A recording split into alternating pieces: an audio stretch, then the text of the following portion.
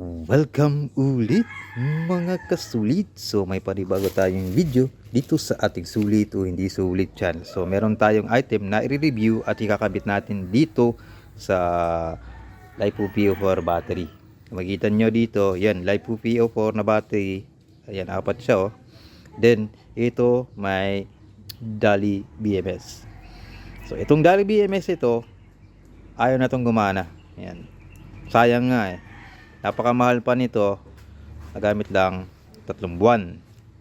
Then yung mga battery okay yung voltage, pero yung output niya wala. Kahit nga spark wala.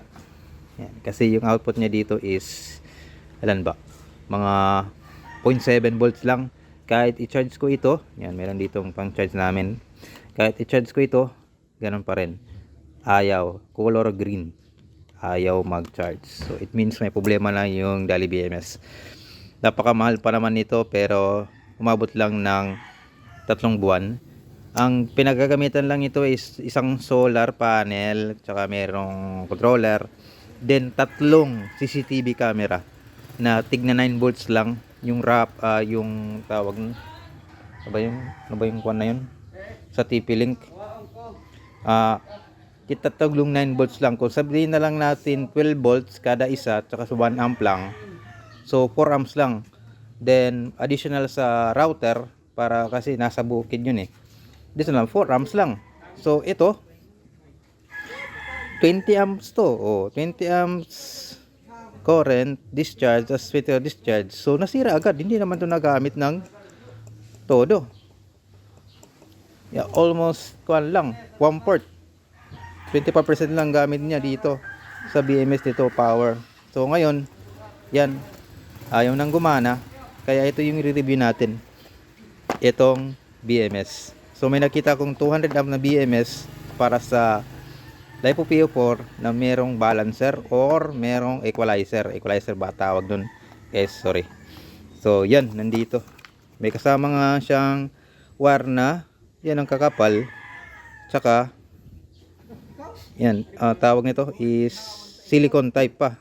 Yan, kapal. Oh. Itong wire silicone type pa. Di katulad nito na parang ang liliit sa mga balance lead. So yan. So ito yung BMS. So yan meron merong malaking capacitor. Ito yata yung balancer. So nandito yung BMS sa loob. So yan. Ito yung ikakabit natin. 200 amps to. So ito yung battery, ito yung sa negative input, saka ito naman yung negative output. So yan, ito yung papayad natin. Ang problema lang dito is hindi ko malalagay siya dito sa babaw, pero okay lang, naglalagay ako na lang dito ng cover para meron na pala ako dito naka-reading soldering iron kasi ayusin ko pa yung mga wiring dito. Tatanggalin ko na lang to. Naka-bolt nga eh. Tatanggalin natin, tapos ililipat natin yung ibang mga wire dito. So meron naman mga additional wire dito sa amin. Ito meron dito mga malalaking wire. So yun natin gagamitin natin.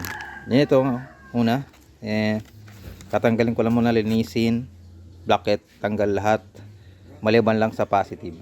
Kasi hindi naman to yung ating igagalawin, nakafix na to. So tatanggalin natin, then ito natin ikakabit natin. Madali naman itong magkabit eh. Ito yung una muna natin eh. Ito ikakabit lang to.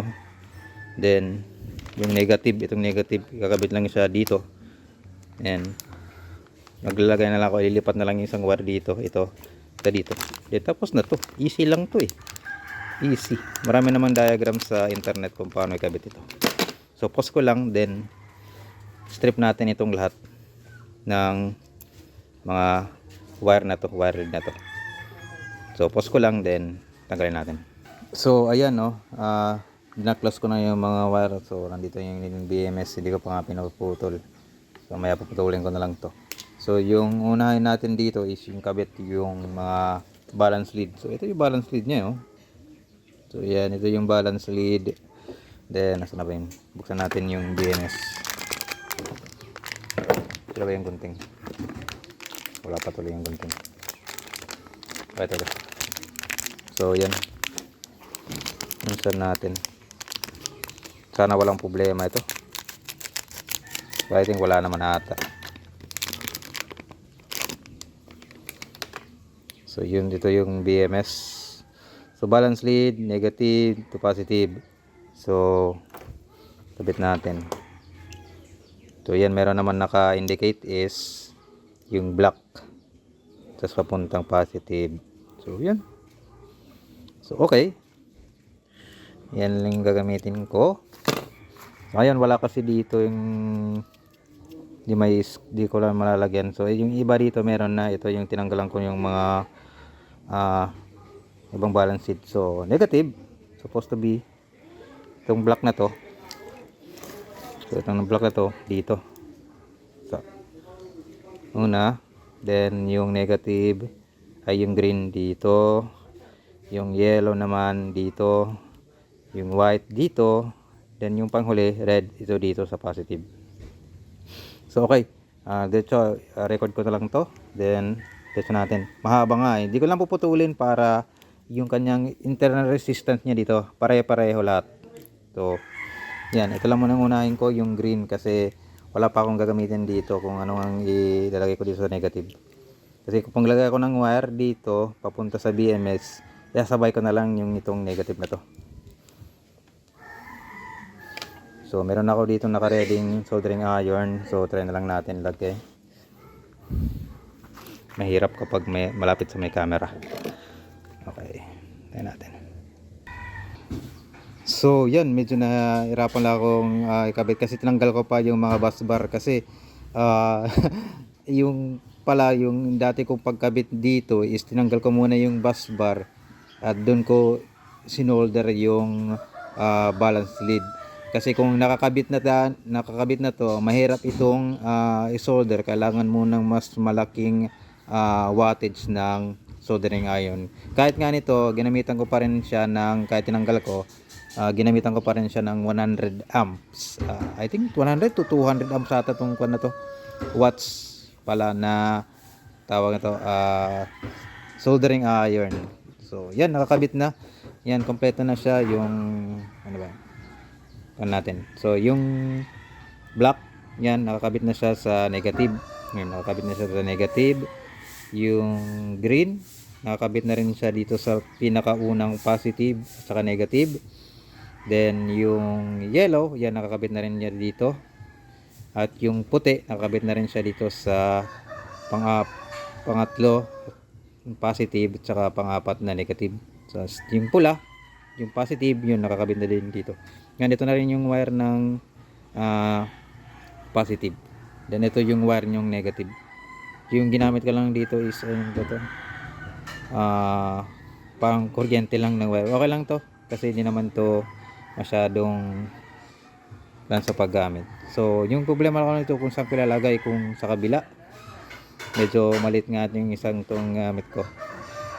Pero I think dito na lang sa kabila. Dudugtungin ko na lang ito. Mag-a-add na lang ako ng additional wire dito. Then yan, pwede na to kahit ikabit ko nga ito dito.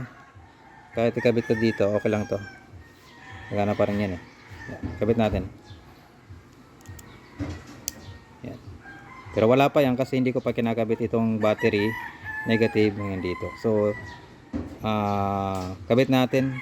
Mas maganda sana meron ako dito mga nut and bolts, para nut and bolts ko na lang dito para hindi Okay, so yan no, nandun na yung nakakabit na yung balance lead. Then ito nakalabas dito yung negative. So ilalagay ko na lang dito yung BMS sa ibabaw. Then solder na lang ito dito. Then yung negative dito, yung positive at saka negative. So okay na, sige, kabit na lang ito dito. So yun na lang gawin ko. Solder siya dito, then lagay dito ng, asan na ba yun isa? Ito, dito pa yung ibang wire. So okay na to. So okay, yan. Kinabit ko na yung negative, ikakabit ko na lang yung yung tawag to, yung balance lead. Titingnan natin kung meron na dito tayong output na voltage dito at doon sa positive. So, saka na ba yung ito yung tester? Dito ba sa camera? So okay, kabit natin yung tawag ito. Itong balance lead. Sana walang magic spark, magic smoke. Okay, wala naman. Then I think meron ditong switch. Di ko lang alam kung ano ba to, kung ito ba yung dapat i-switch dito. So check muna natin kung merong voltage. DC voltage. Check natin kung meron. Dito lang ako magtatap ng positive, then negative. Wala pa. 1.8 volts. Try natin on dito. Baka need switch. Ayun. Umilaw. Then check natin ito dito. Dito. Positive and negative.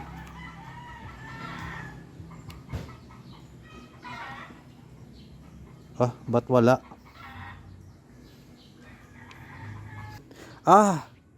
Baka kailangan pa ito i-charge para magkaroon siya ng tawag ito, magkaroon siya ng power. Kaya minsan kasi yung iba hindi nag-turn on yung BMS kung hindi natin i-charge, hindi natin bibigyan ng power. So try ko muna, kinabit ko na, naka-on na siya. Then try muna natin sa positive. Ito na muna magkabit. Then negative. Wala pa, hindi pa siya buhay. So yan, hindi pa siya buhay. So okay, kukuha muna ako ng bench power supply. Then try natin kung gagana. Medyo nga mainit pa dito kasi yata yung pag solder ko umabot itong yung init. So kailangan nata ito i-revive.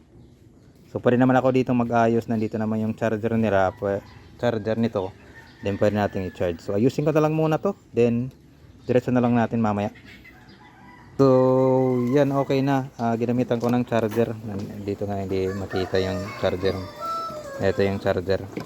So yan, ipinasok ko lang yung charge ko lang siya. Charge ko lang siya dito. Nilagay ko lang dito, pinasok ko lang dito. Then ayun, meron na siyang voltage output. So ay ito, hindi makita pa. So yan, sa positive, then sa negative. So yan 13 volts na siya, meron na siya. So kailangan lang i-revive kasi natutulog yung BMS kapag binuo mo. Natutulog yung BMS. Itong LED ata ito, kahit i-turn off ko kasi ito, yan, kahit i-turn off ko meron pa rin voltage. I think ito yata yung switch power on para sa balancer or sa tawag nun, equalizer. So ito yata yung switch para sa BMS, sa equalizer. So okay na rin, parang hiwalay siya. Ito turn mo lang kung gusto mong i-balance yung mag-balance na lang yung tawag to, yung equalizer. Di kaya tatanungin ko yung seller at check ko kung itong switch na to, yan, meron ditong switch. Kung meron ditong switch, itong switch para ba ito sa equalizer or sa balancer. Kasi meron naman siyang output dito kahit naka-off yun. So yan, okay na. Ilagay ko na lang dito yung charger, yung pan-charge, at saka ito yung kanyang battery indicator. Yan, kapag kinabit ko dun sa positive. Yan, kinabit ko sa positive, yan 13 volts. So okay na. At ganito lamang yan, lagyan na natin ng cover, then okay na yan. So ito yung item, yung 4S BMS para sa lithium LiPo PO4 na meron ng kasamang balancer or equalizer. So good na yan. Good na goods. Ito sa kulay ito.